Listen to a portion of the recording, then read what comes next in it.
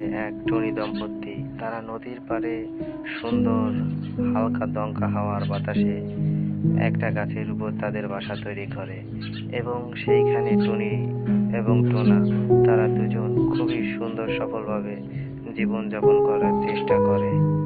চলুন তাহলে তাদের জীবনযাপনের কিছু উদ্যোগ আমরা দেখে আসি। বলছিলাম যে আমাদের খাবারের তো প্রচুর পরিমাণে সমস্যা দেখা দিতেছে।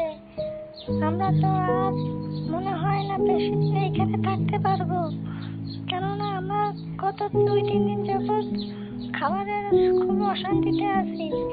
এখন তুমি যদি আমাদের খাবারের কোনো ব্যবস্থা না করো তাহলে তো আমরা না খেয়ে মারা যাব। কিছু একটা করো।